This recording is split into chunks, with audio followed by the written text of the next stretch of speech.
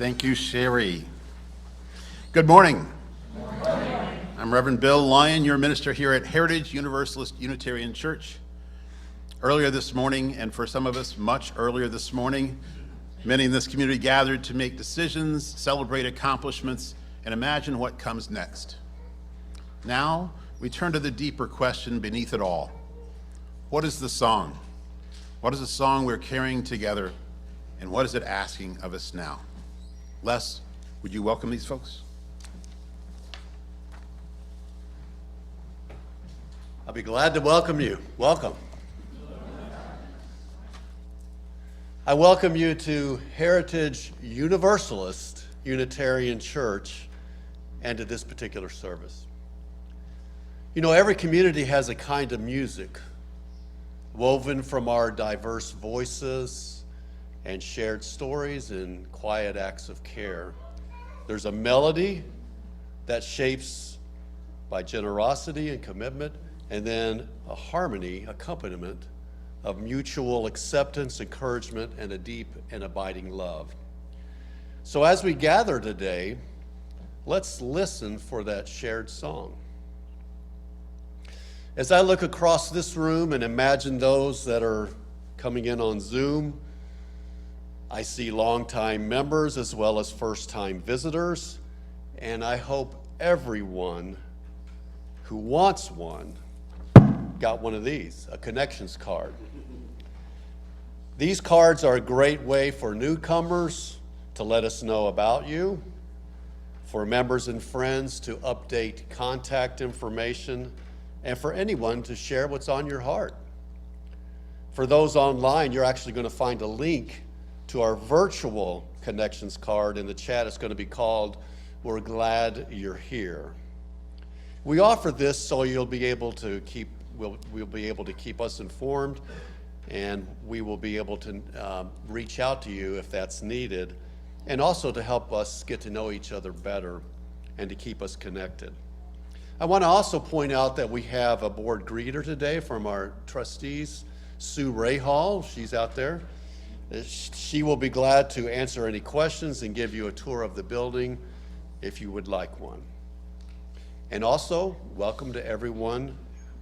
After the service, there's coffee and tea and enjoyable conversation in the Great Hall. Now, please take a moment, and I'll do it too, to silence your mobile devices so that we'll be able to enjoy all the normal sounds of people gathering together. I think, Bill, we may have some announcements. Is that right? Actually, Les, there are so many things going on. Has anybody besides me noticed that May is crazy busy? Notice that? And mostly in a good way, at least around here. And you can read all about most of those things in a few different places, can't they, Les? Yeah, that's right. There's the back of the order of service that you know about. There's also a rotating billboard in the Great Hall that you can see during coffee hour. And then there's that weekly email, Monday Connections, that Martha sends out. So we really don't need to mention any announcements, do we? We could just count on everyone reading those things, remembering them, and all coming to all of them. Right. We could, or we could also highlight just a few, like the ones that are happening this coming week, for example. You know, actually, Les, there's something that has an upcoming deadline that Tracy Joe needs to tell us about. But it's something she wants to tell the women about, so maybe you and I can close our ears while she does that. But you live with women. This week we need the retreat deposits. If you are in this sanctuary, if you are watching on Zoom, if you have ever driven into the parking lot and turned around, if you have walked past the church, you are a friend of Heritage. If you've looked at the website, you are a friend of Heritage. The women's retreat is open to anyone who identifies as a woman, a member or friend of Heritage, and this is our probably 18th year of gathering. We heard this morning about all the beautiful, deep work that's happening at the church. The retreat is the time where we get filled up, we get nourished. There is scholarship money available, and we want to make that very available to everyone. So see me after church if you want, but it's a $100 deposit due next Sunday. Thank you. All right, I didn't hear anything, did you? No, I didn't. Thanks, Tracy Joe. You know, Les, as heated and polarized as things are these days, we should probably highlight the de-escalation training that Heritage is hosting this Tuesday evening at 7 p.m. Right. The facilitators from Ignite Peace, and it's open to all. There's actually no fee for you individually to participate. That sounds excellent. Then next Sunday, there's a lot going on. You're leading the service again. Then there's the first of 3 listening sessions about the minister where we talk about you without you there, right? Well, kinda, I guess. It's really about the shared ministry at Heritage, not just about my ministry, but you're right, I won't be there. I'll be helping get things set up at the Heritage booth at the East Side Pride Festival at Beach Acres next week. It runs from 1 to 5 p.m. You can all head over there, get a free hot dog, meet some awesome folks, and maybe help work the HEUC booth. Wink, wink. See Lacey for details. And isn't there a Pride Camp starting soon for folks ages 5 to 18 right here at Heritage? That has to be something unique in this part of town. It's pretty unique anywhere. And it's totally awesome. It's for LGBTQ plus kids and families, say like siblings of a queer kid. Lacey's created a safe environment where young people can show up as their true selves. It's a week-long camp, day camp, and yeah, it starts soon, like a week from tomorrow. It's open to folks outside of Heritage too, so share this with friends and reach out to Lacey for details again, but like really soon. And I noticed one other thing I've been meaning to ask you about. What about this chalice in front of the pulpit? Is that new, or did you get that on Amazon? Yes, it is newish, maybe a couple weeks ago. And no, you cannot find something this beautiful and unique on Amazon. But you knew that. It was handmade with love by one of our members, Marilyn Herman. Isn't it gorgeous?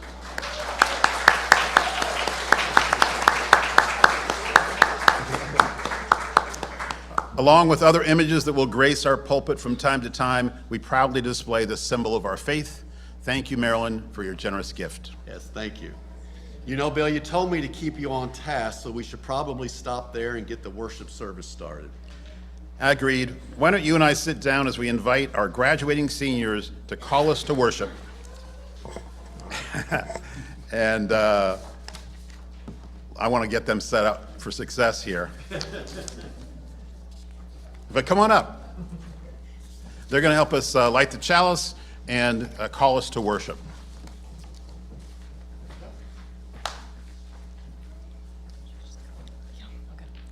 We gather from many places, carrying many stories. We gather from many generations, carrying memories, hopes, and dreams. We gather with songs already inside us, songs we learned from family, from friends, from communities that helped shape us. Some of those songs are joyful. Some are unfinished. Some songs are still waiting to be discovered. Yet here we are reminded. No voice carries the whole song. And no one sings alone. Together we create a larger music, a song of welcome, a song of courage, a song of hope.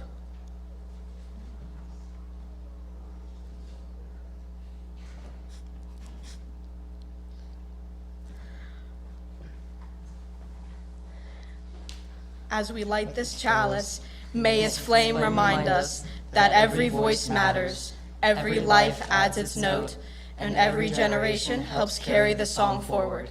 Come, let us worship together.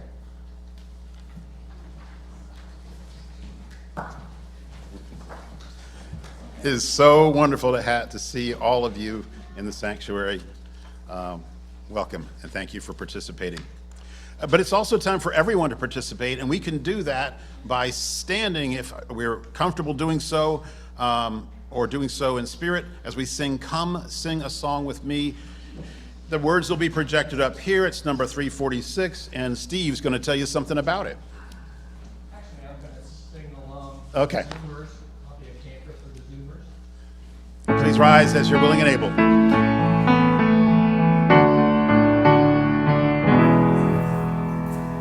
Come sing a song with me. Come sing a song with me. Come sing a song with me, that I might know your mind. And I'll bring you hope hard to find. And I'll bring a song of love and a rose in the winter time. Come dream a dream with me. Come dream a dream with me. Come dream a dream with me, that I might know you're mine.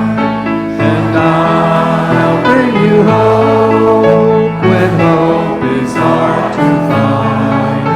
And I'll bring a song of love and a rose in the winter time. Come walk in rain with me. Come walk in rain with me. Come walk in rain with me, that I might know you're mine. And I'll bring you hope when hope is hard to find. And I'll bring a song of love and a rose in the winter time. Come share a rose with me. Come share a rose with me. Come share a rose with me, that I might know you're mine. And I'll bring you hope when hope is hard to find.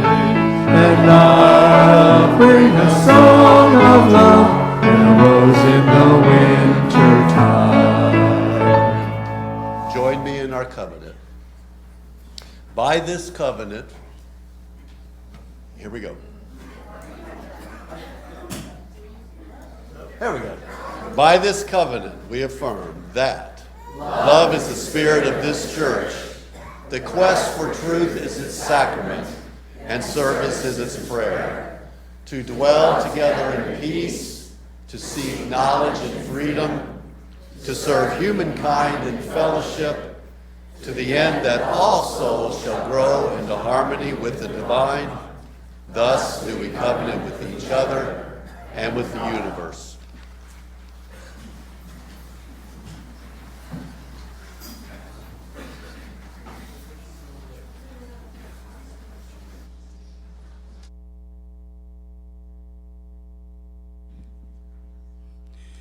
All right, will our young people please come forward for the time for all ages? Come on. Here we go. Kelly, be on the watch. She could run for it. Bee, come over here. Come over here. Sit. All right. Good morning, all. All right. Who loves music? Yes? Okay. Is there a song that you think of when you close your eyes?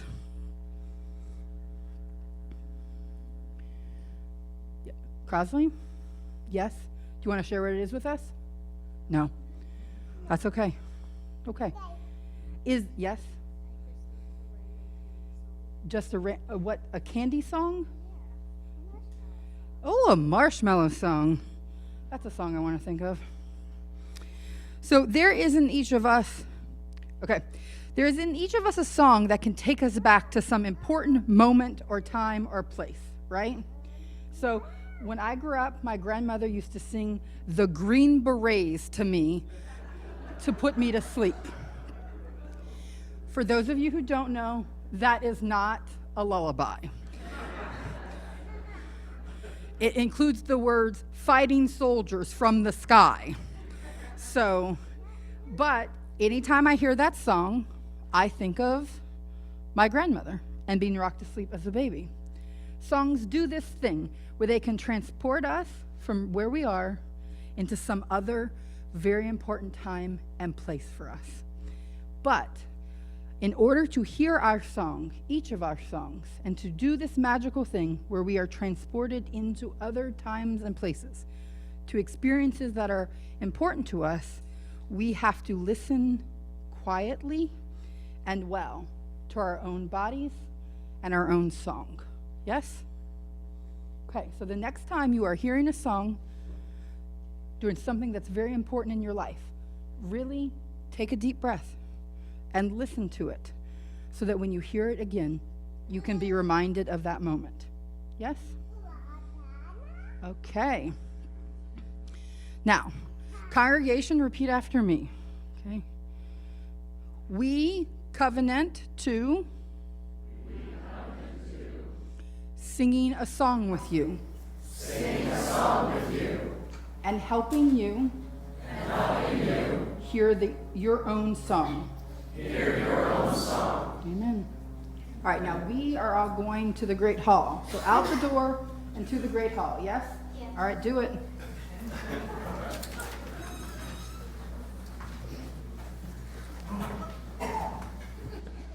You know, every voice and story shapes the music in our community. And now we enter a time of shared melody, the candles of community. This is a special tradition we do here every Sunday.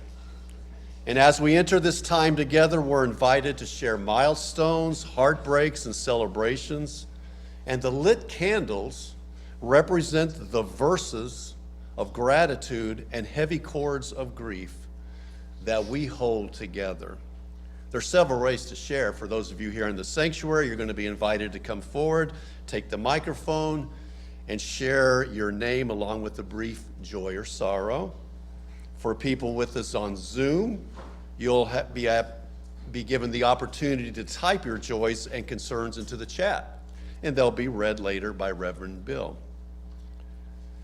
Joys and sorrows can also be submitted by email before the service. We also have this, it's called the birthday jar, but it's just a way to honor anniversaries of all sorts. It goes to help the memorial garden out there. And remember, if speaking aloud isn't what your heart needs today, that's okay. You can just come up and ask that a candle be lit for you in silence. I bet you that's not it. I bet there's a lot of joys and sorrows in our hearts. So let's just briefly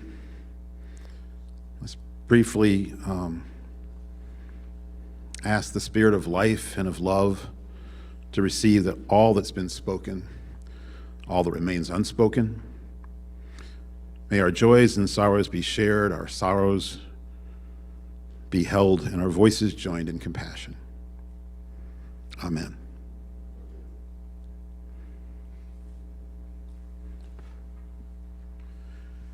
And now I think we get to hear from Libby. Yeah. There you go. Okay. Oh my goodness, apologies. Have you ever heard a song and thought that's my song? Maybe it wasn't literally about you. Maybe it didn't tell your story exactly, but somehow it helped you feel seen and helped you feel understood, helped you recognize something about yourself. Music has a way of doing that. It helps us discover who we are and how we belong. Today's outreach offering supports the Music Resource Center, a Cincinnati organization where young people find not only instruments and recording equipment, but mentors, encouragement, and community. They help young people discover their own voices and share them with the world. As we reflect this morning on the songs that we carry within us, may we help make sure that more young people have the opportunity to find theirs.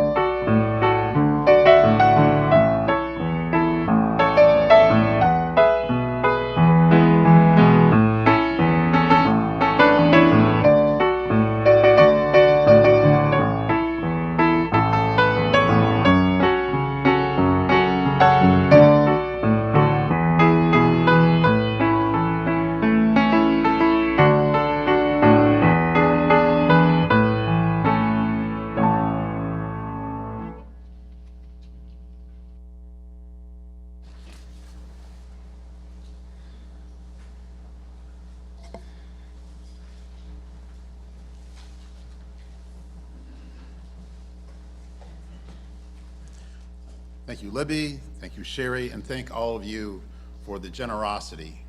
For those who may be new, our plate offering every Sunday goes to a nonprofit organization. And I think we chose wisely this week. Thank you.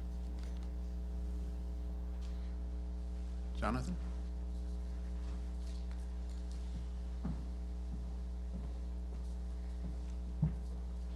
Good morning. It's a poem by, I don't know how to pronounce this, so I'm just not going to try. You see it in your program. For each child that's born, a morning star rises and sings to the universe who we are. Listen carefully. Can you still hear the song? The one sung for you when you were born. The song sung by a cosmos in motion, rejoicing at your life. You, the result. You, the outcome. You, the celebration. Listen carefully. Can you hear it still? A song of possibility. A reminder that we still have time to be who and what we need to be. Listen carefully. The vast expanse echoes a recognition that's not always easy. Possibilities can be hard to pursue. Roads not taken, wrong turns, destinations that disappoint. Through this, the song persists. The universe sings no less because time and space wear us thin. The music calls us to recognize our limitations, to recognize that the song is best sung with others.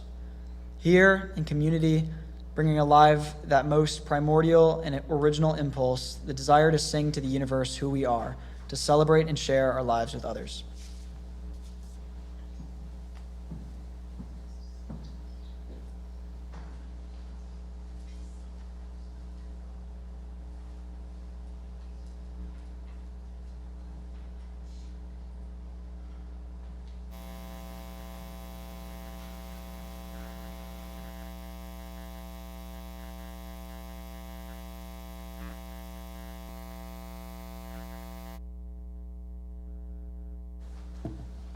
How was that? Lucy said, I'll play it for you, Bill, but I'm going to cry. And I said, well, at least you don't have to preach right after it. If I were to walk into the old church of my youth, the one where I was baptized, confirmed, sang in the choir, and received a token of congratulations when I graduated from high school, this one, I might hear and even start singing words from one of those old Methodist hymns. This is my story, this is my song. I see some of you know it. I won't be singing the rest of it. Much of it no longer fits my theology. But the idea that my evolving story is a song that lives within me, that resonates. There's a song inside of each of us, unique to each of us. We have our own taste in music, our own gifts and talents, our own perspectives, our own voice.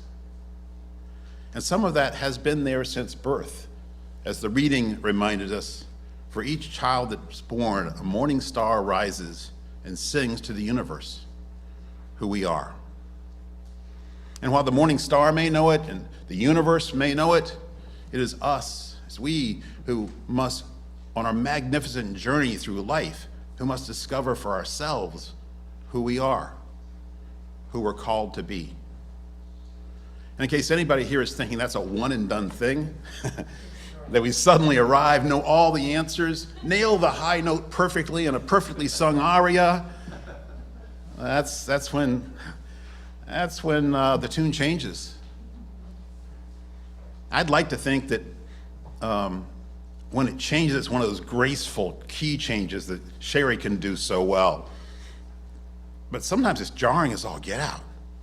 Sometimes it's like a cat jumped on the keyboard in the middle of the recital. Clunk, you know? In the reading Jonathan shared, there are roads not taken, there are wrong turns, there are destinations that disappoint. And they are often the best, though sometimes harshest teachers. Yet they give depth to our voice, they become lived experience. Sometimes an ode to joy, sometimes a discordant refrain, sometimes a sad somebody done somebody wrong song.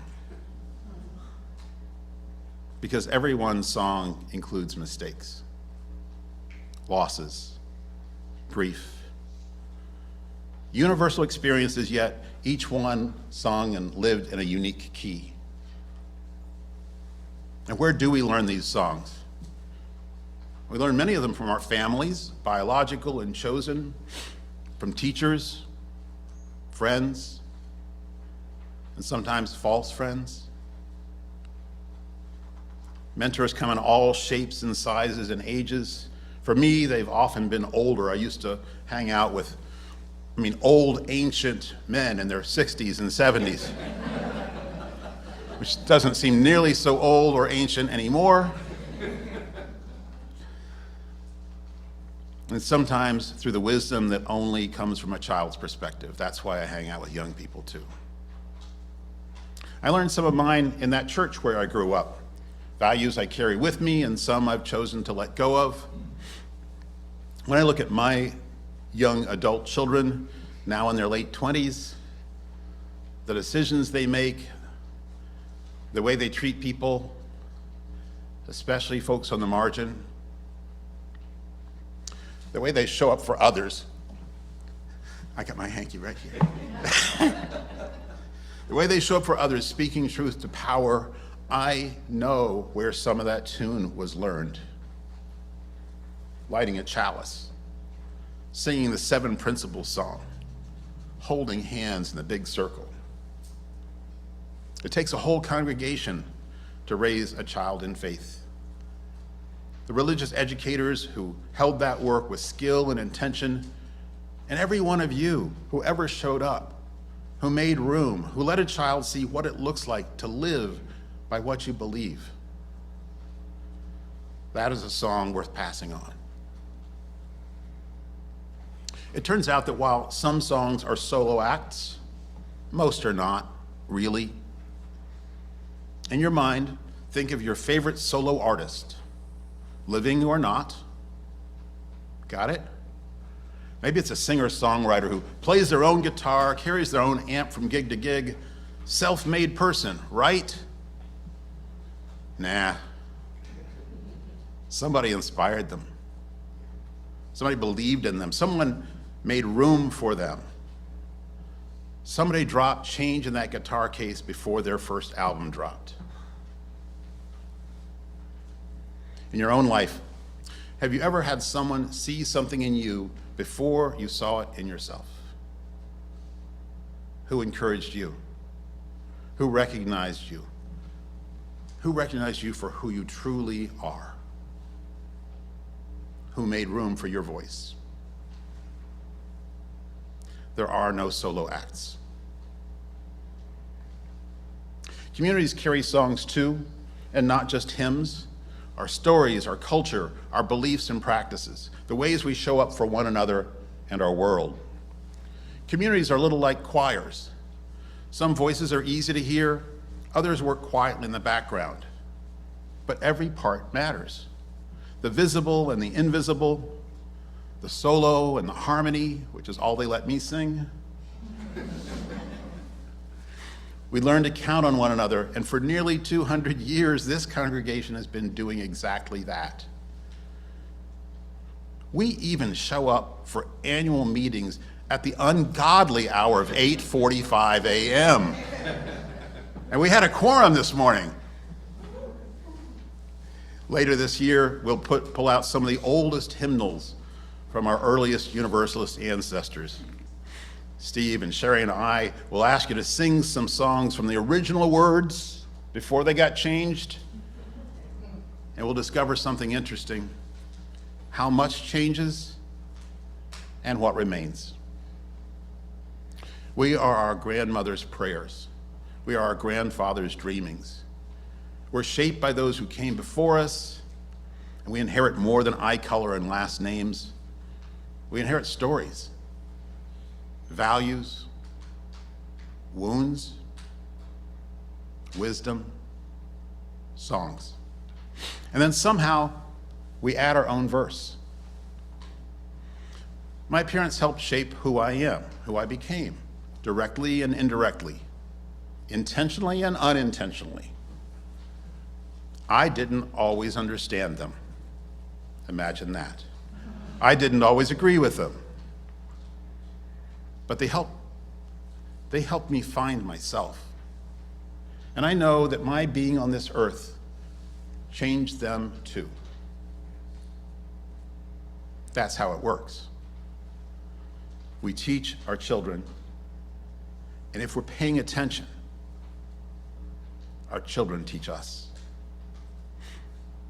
In a faith community, we're all teachers, all students, all ministers, and the ministered to, lovers and the beloved. And perhaps that's why the choir seems such a fitting metaphor.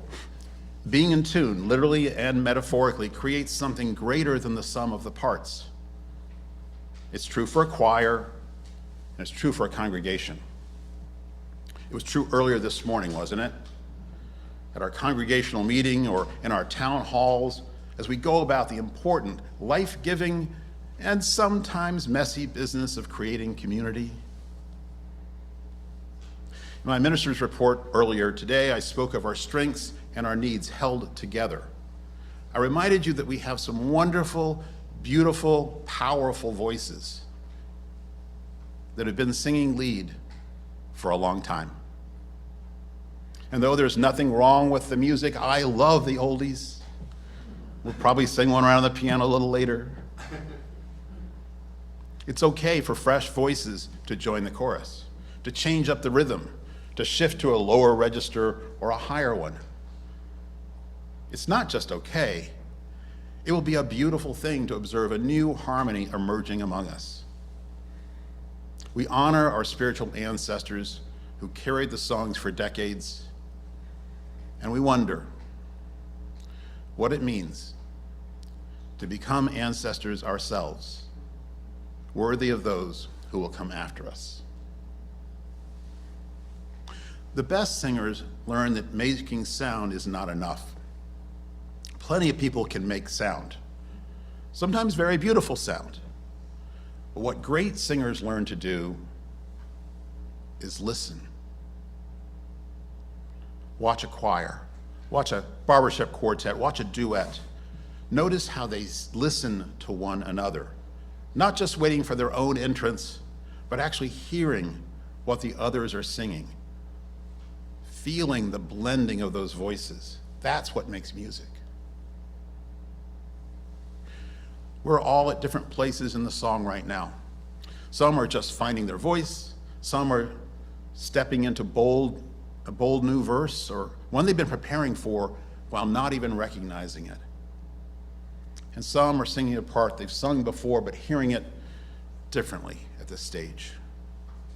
Others are humming quietly, holding that harmony that Les mentioned, so everyone else can shine.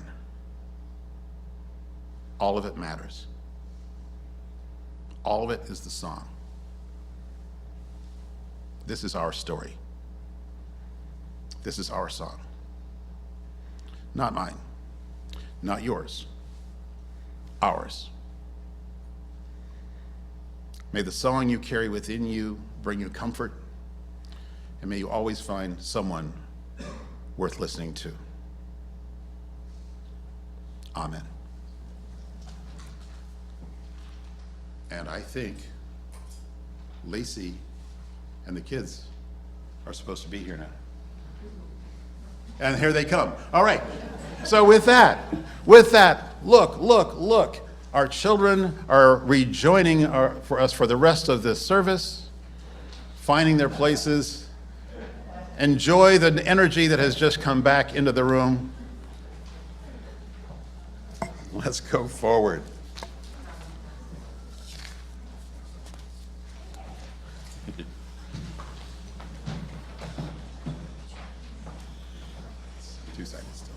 Okay. We were explaining pluralism. If you need a primer in pluralism or equity, the children can provide it after church.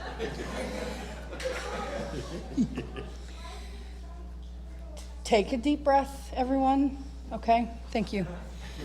Today we recognize and honor our graduating high school seniors as we mark a milestone in their lives. In our tradition, bridging is what we call this transitional time when a young person may move slowly and not necessarily in a straight line out of the youth community and more fully into our community of all ages. And we're so excited to have 6 bridgers in our community this year: Jonathan Hester, Carson Thompson, Lara Hickey, Libby Lamb, Ollie Castle, and Sage Loney. Did I spell it wrong? Yeah, it's Loney though. 5 of whom are present with us today. Bridgers, would you please join us?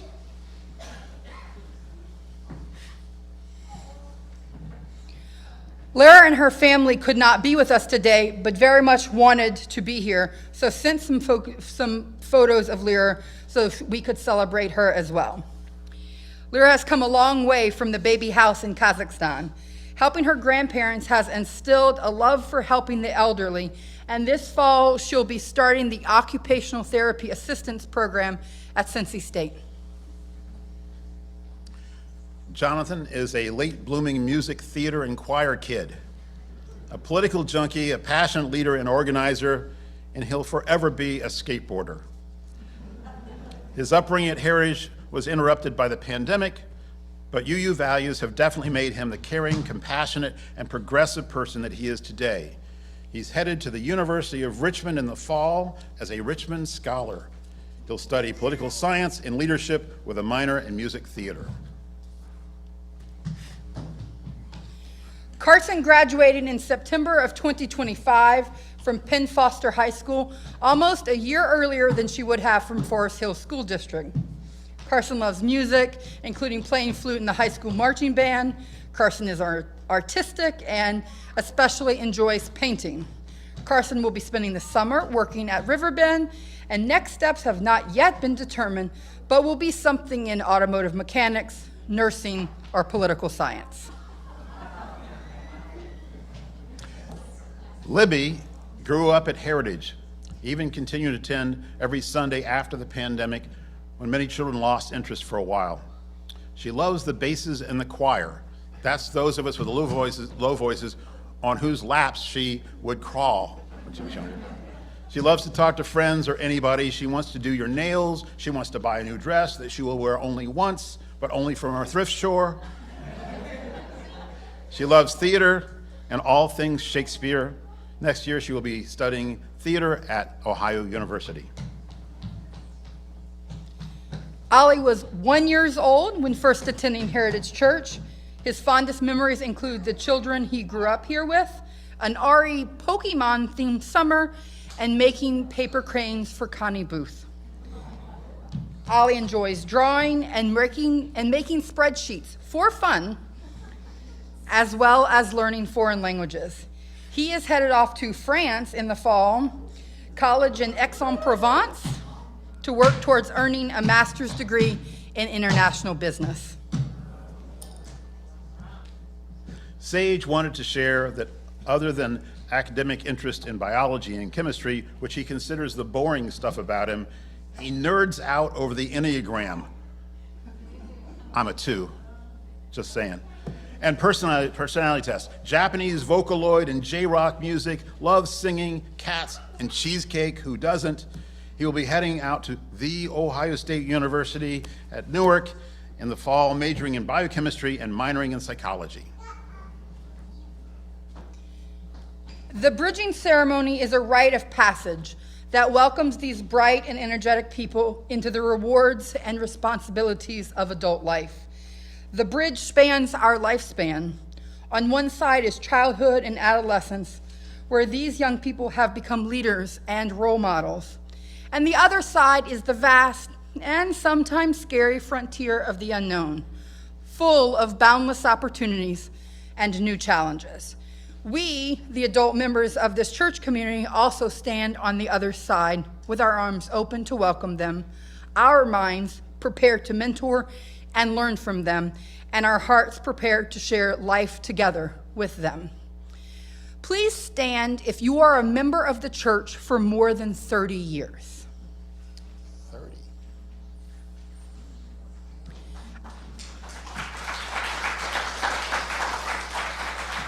Would you all please come up and stand behind our bridgers?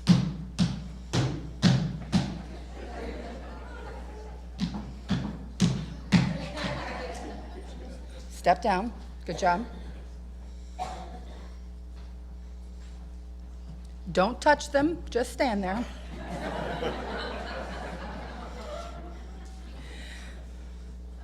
Please do repeat out, elders, if you will, please repeat after me. We bless you today. May your mind be on fire with wonder and wisdom. May your heart be aflame with love for this life. And may your hands be ignited with purpose. And may your spirit be aglow with courage and compassion. Kids, come forward and face our bridgers, please. No, bridgers, you still face forward.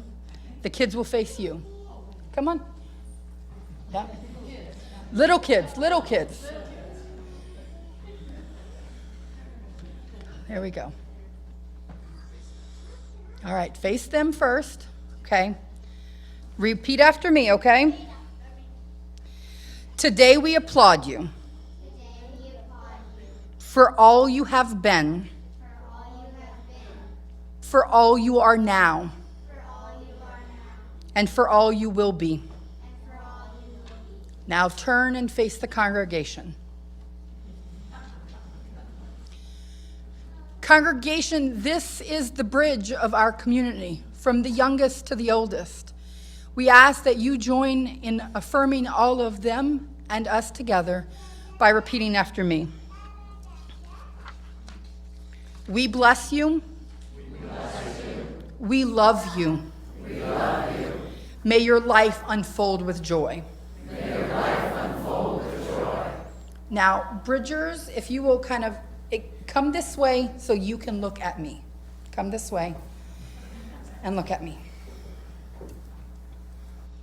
Ali, you are a light unto the world, and you carry our steadfast love with you wherever you go. Carson, you are a light unto the world, and you carry our steadfast love with you wherever you go. Lippy, you are a light unto the world, and you carry our steadfast love with you wherever you go. Jonathan, you are a light unto the world, and you carry our steadfast love with you wherever you go. Sage, you are a light unto the world, and you carry our steadfast love with you wherever you may go. Let us join together and say amen and blessed be. Amen and blessed be. Okay, everyone can go back to their seats.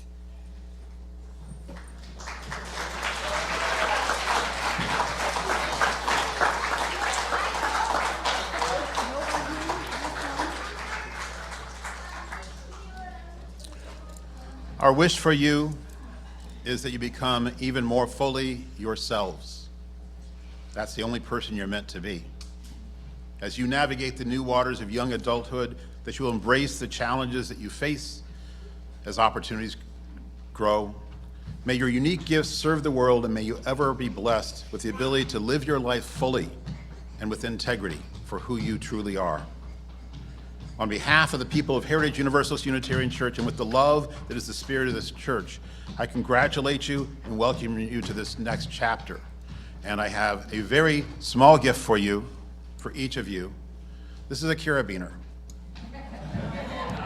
And I can tell you, having gone away to other things, they come in really handy. But I want them to be a reminder to you that though you may be unclasping yourself from here physically, you are always a part of us, and you can always connect back in.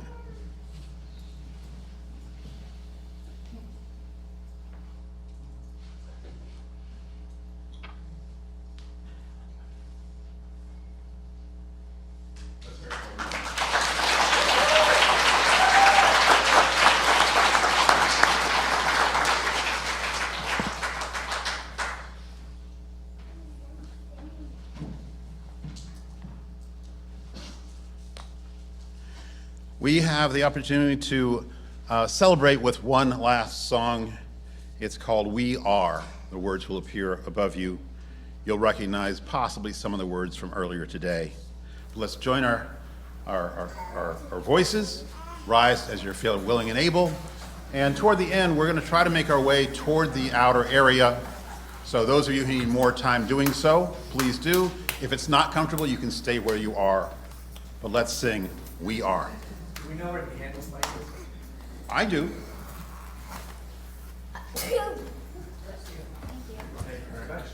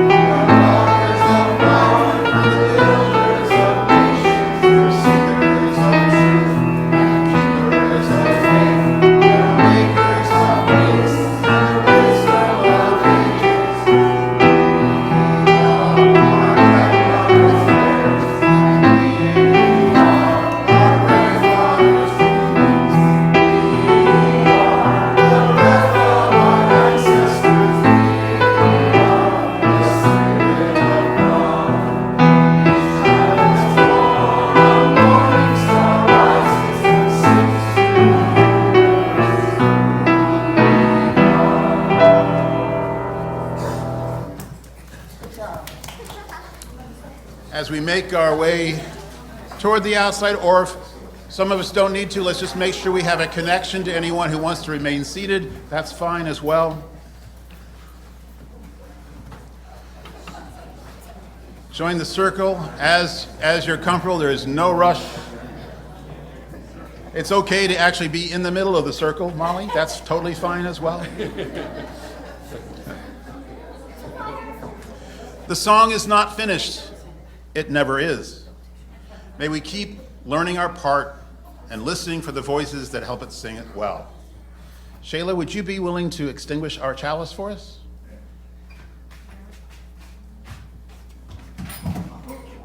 Okay, she's hurting.